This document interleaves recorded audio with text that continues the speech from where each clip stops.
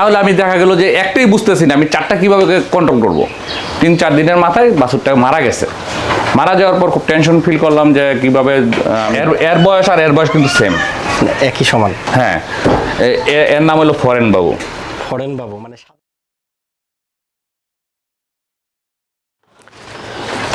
আসসালামু আলাইকুম, কেমন আছেন সবাই? কৃষি ঘরে আপনাদের সবাইকে স্বাগতম।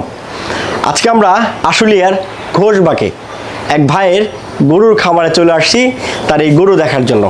আমরা অনেক জায়গায় শুনেছি যে মানুষ একটা গরু পালন করে একটা সময় অনেকগুলো গরু তার খামারটিতে হয়ে যায় বা পালন করে, সেটা শুধু শুনতেই আমরা পেয়েছি।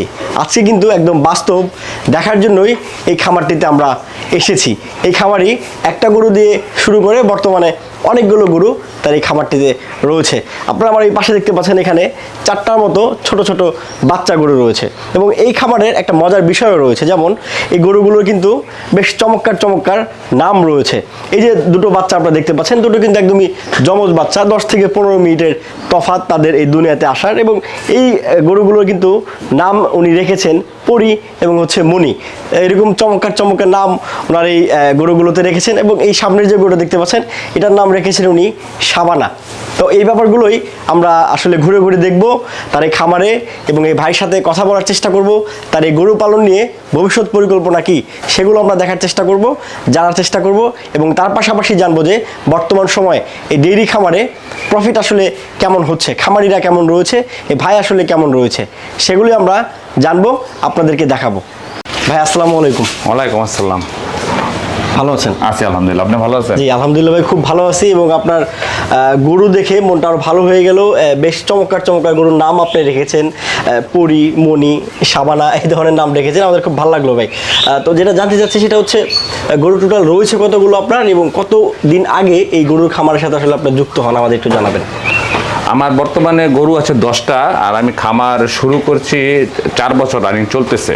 হ্যাঁ, কিন্তু 4 বছর হলো আমি গরু খামারটা শুরু করছি মাত্র একটা দিয়ে শুরু করার পর, যখন আমি প্রথম গাভীটা নিয়ে আসলাম, 1 নম্বর গাভীটা আনার 3-4 দিন পর, তখন আমি নতুন, আমি দুধ দহন করতে পারি না, গরুর বাপ সাপ কিছুই বুঝি না, মানে শখের বশত কিনে নিয়ে আসলাম যে দুধ খাবো। তো এখন অনেক শীতের মধ্যে নিয়ে আসছি, তো বাছুরটা আপনার যেদিন বাচ্চা দিয়েছে সেদিনই আনছি। আনার পর শীতের দিন ওর নিউমোনিয়া হয়ে গেছিলো, পরে ট্রিটমেন্ট করছি, ট্রিটমেন্টও সে ভালো হয়নি। 3-4 দিনের মাথায় বাছুরটা মারা গেছে। মারা যাওয়ার পর খুব টেনশন ফিল করলাম যে কীভাবে আমি দুধ দহন করবো, মানে ওলানটার একটু সমস্যা হতে পারে কিনা, এরকম বিভিন্ন টেনশনের কারণে পরে আরেকটা গরুকে নিয়ে আসলাম বাছুর সহ। এনে ওই একটা বাছুর দিয়ে আমি দুইটা গরুর দুধ দহন করতেছি। এভাবেই হইতে হইতে আল্লাহর রহমতে আমার এখন বর্তমান 10টা আছে, আরও আমি কিছু গরু বিক্রি করে দিছি। আরিফ ভাই, এই যে বিক্রি করার কথা বললেন, যে মাত্র একটা গাভী দিয়ে আসলে আপনি খামার শুরু করেন, যেটা আমরা অনেক জায়গায় শুনতে পাইছি, আসলে ভাবে দেখি নাই। আপনার এখানে এসে আমরা দেখলাম যে না, অরিজিনালি খামারিরা একটা গাভী দিয়ে আসলে খামার শুরু করে তার এই খামারটির মধ্যে আরো গরুর সংখ্যা বৃদ্ধি হয়। এটা গুরুত্বপূর্ণ বিষয়। এবং যেটা জানবো সেটা হচ্ছে, বিক্রি যে করলেন সেটা কি আপনার ওই গাভীরই বাচ্চা, নাকি বাড়ি থেকে সংগ্রহ করার পর আবার বিক্রি করছেন? আসলে না, বাইরে থেকে সংগ্রহ করে আমি বিক্রি করছি। কারণ হলো, আমি যদি একসাথে যদি চারটা গাভী যদি আমি নিয়ে আসি, তাহলে আমি দেখা গেল যে একটাই বুঝতেছি না আমি চারটা কীভাবে কন্ট্রোল করব। সেজন্য আমি একটা দিয়ে শুরু করে আমি চিন্তা ভাবনা করলাম, যদি আমার এটা ভালো হয়, আমি বুঝতে পারি, তারপর আমি আরেকটা দিয়ে আরও আস্তে আস্তে বাড়াবো। এরকম পরিকল্পনা দিয়েই আমি আপনার শুরু করছি, খামারটাকে শুরু করছি।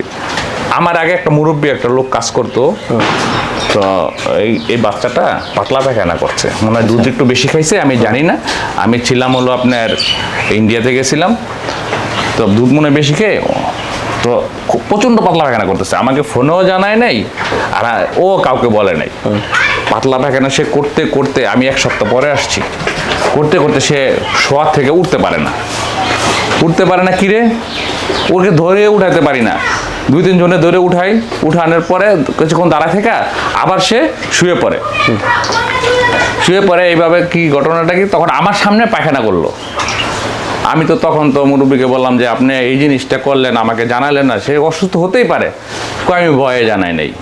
আরে আপনার অসুখ হয় না, আমার অসুখ হয় না, তো ওদের তো অসুখ হতেই পারে, সমস্যা কি? আপনি আমাকে ফোনে জানাতেন বা বাসার লোক আছে ওদেরকে বলতেন, আমি আপনাকে ট্রিটমেন্ট বলে দিতাম, আপনি ট্রিটমেন্টটা করাতে পারতেন। পরে আমি ট্রিটমেন্ট করে ওকে সুস্থ করছি, অনেক দিন ট্রিটমেন্ট করছি। তো এখন কি ট্রিটমেন্টের কারণে সে সুস্থ হয়েছে, বাট তার গ্রোথটা এখন আসতেছে না। তাকে ভিটামিন, ক্যালসিয়াম, জিঙ্ক সবই দেওয়া হয়েছে। এখন শীতটা তো গেল, এখন দেখা যাক তার কি পরিস্থিতি হয়। এখন ঝাড়া দিবে, একটা ঝাড়া দিবে। শীতের সময় গরু ছাগল কোনোটাই বাড়ে না, বরঞ্চ তাদের স্বাস্থ্যটা একটু নষ্ট হয়, কিন্তু আমার কোনোটাই স্বাস্থ্য নষ্ট করতে আমি দেই না। আপনার গাভিন গরু একটু দেখবো, মানে মা গরুগুলো একটু দেখবো। হ্যাঁ অবশ্যই। এইটার মধ্যে রাখেন না? মানে এখানে শুধু এই বাচ্চাগুলো রাখেন? এখানে হলো মিডিয়ামটা। আচ্ছা আচ্ছা। আর এই হচ্ছে আপনার গরু। জি। এখানে প্রথম কোনটা আপনি যে একটা দিয়ে? এই যে আমার সেই লক্ষ্মী গরু এলো, এইটা এই বাহাদুরের মা, একদম কালো গরু, নামও কালীতারা। কালীতারা তারা আছে, চান কপাল আর গায়ের রংটা কালো, এই জন্য তার নাম কালীতারা। আচ্ছা, আর সামনের যেটা আছে এটার কি নাম দিয়েছে? এটার নাম হলো বুচি। বুচি? এই বুচি নাম দেওয়ার কারণটা কি? বুচি নাম দেওয়ার কারণ হলো তার শিং আর উঠবে না, এই জন্য তার সেই শিং আর উঠবে না, মানে শিং ছোট, এর জন্য বুচি। আচ্ছা, আর এইটার কি নাম দিচ্ছেন? এর নাম হলো রানী। এটা রানী দেওয়ার কারণটা কি? এটা রানী দেওয়ার কারণ হলো ওর হাফ সাপ খুব রানীর মতোই থাকে। ও একটা গোবরে পাড়া দিবে না, এই যে এখন পায়খানা করছে এখানে, ওখানে সারাদিন দাঁড়ায় থাকবে, শুইব না, পরিষ্কার পরিচ্ছন্ন। এই যে গোবরটা যে পর্যন্ত সরাবো না ও দাঁড়ায় থাকবে, এই জন্য তার নাম রানী। আচ্ছা, আপনার মানে এই তিনটা গরু থেকে বর্তমানে আসলে কেমন দুধ পাচ্ছেন আপনি, মানে পার ডে? এখন ঘাসের একটু সংকট, তো দুধ একটু কমই আসতেছে, 45-50 এরকমের আসতেছে এখন। এই বাচ্চা যেগুলো দেখতে পাচ্ছি এগুলো, আর এর বয়স কিন্তু সেম, একই সমান? হ্যাঁ। এর নাম হলো ফরেন বাবু। মানে সাদা দেখে না, দেখেন একটা কারণ, এই চোখটা দেখেন। ও আচ্ছা আচ্ছা। আর এই চোখটা দেখেন, ডিফারেন্স। বিদেশি বাবু। এই জন্য ওর নাম হলো ফরেন বাবু। খুব লক্ষ্মী। ও আমি আসলে ওকে এইভাবে আদর করতে হবে, এবং খুব ভদ্র। ওই যে ওকে মারে, তাও কিছু বলে না। এর বয়স কিন্তু মাত্র 3.5 মাস। মানে দুটো তো একই সমান। মাশাআল্লাহ, ও হয়েছে পরে ওর ওজন হয়ে গেছে 40 কেজি। এখন মনে হয় যে আমার 100 কেজি হয়ে যাবে, 100+ হয়ে যাবে মনে হয় যে। আর সামনের এটা হলো বুলবুলি। এটা কার বাচ্চা? এটা হলো এই যে আমার এই কালীতারার বাচ্চা। ওর নাম দেওয়ার কারণটা কি? এর নাম দেওয়ার কারণ, সবগুলোর নাম দিচ্ছে, ওরে বাদ রাখবো কেন? ওর কানগুলি দেখছেন একদম ছোট, কিন্তু মাশাআল্লাহ একটা ভালো জাতের। এগুলো কি মানে 100%? না, এটা 100%, এটা ফিজিয়ানের 100%। আপনার এসিআই কোম্পানি তো 100% তো আমি বীজে দেখছি। এখন আমি যখন জন্মাইছে তখন আমি 100% পাইনি। পান নাই? না, 85% পাইছি। আচ্ছা, এই ডেইরি খামারে আরিফ ভাই আসলে কি খামার করতে গেলে কি আসলে বাধার সম্মুখীন হতে হয়, মানে একজন খামারিকে এই গরু নিয়ে আসলে কি সমস্যার সম্মুখীন হতে হয়? আসলে তেমন কোনো বাধা আসে না, যদি সে একটু বুঝে শুনে করতে পারে তাহলে তেমন কোনো বাধা আসে না। দেখা গেল যে আমি যদি এই গরুটা, একটা গরু 15 কেজি দুধ দিচ্ছে, আমি তাকে যদি 7 কেজি থেকে 8 কেজি দানাদার খাবার তাকে আমি পার ডে খাওয়াতে পারি, আর 20 থেকে 30 কেজি কাঁচা ঘাস, আর 1 থেকে 1.5 কেজি শুকনো খড়, হ্যাঁ, বা 2 কেজি, তাহলে ওর কোনো সমস্যা হবে না। যখনই আপনার ঘাসের পরিমাণটা কমে যাবে, কিন্তু 20 কেজির নিচে যদি ঘাসের পরিমাণটা কমে যায় তাহলে সেই গরু দুধ দিতে পারবে না। তাকে শুধু দানাদার খাবার আপনি বেশি করে খাওয়ালে তো আপনার লস বেশি, কারণ এখন যে খাবারের দাম যে ঊর্ধ্বগতি, এতে খামারি বেশি একটা লাভবান হতে পারছে না। তার মধ্যে যদি ঘাসটাও কম থাকে তাহলে আপনার খাবারটা আরও পড়ে যাচ্ছে, কষ্টটা আরও বেশি পড়ে যাচ্ছে। কারণ আমাদের দুধ কিন্তু, আমার গাভীর যদি দুধের ক্যাপাসিটি থাকে 15 কেজি, সর্বোচ্চ সে 16 কেজি দুধ দিবে। আমি যদি তাকে পার ডে 600 থেকে 700 টাকা খাবার খাওয়াই, তাহলে সে কিভাবে ওই লোকটা মানে খাবারটা পরিচালনা করবে? তার মধ্যে রাখালের বেতন এখন সব কিছু মিলে 17-18 হাজার টাকা পড়ে যায়। আগে সব কিছুর দামটা একটু কম ছিল, এখন সব কিছুর দাম দিন দিন, আজকে এক দামে কিনলাম, কালকে গিয়ে দেখি আরেক দাম, মাথা নষ্ট হয়ে যায়। তো এইভাবে কোনো খামারি আসলে বুঝতে পারি না যে কীভাবে খামার করে টিকে থাকবে।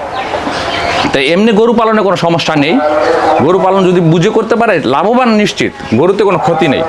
বোবা প্রাণী আপনি যদি ওর দিকে তাকান, ও আপনার দিকে তাকাবেই, কারণ বোবা প্রাণীদেরকে পাললে নাকি আল্লাহ নাকি খুশি হয়।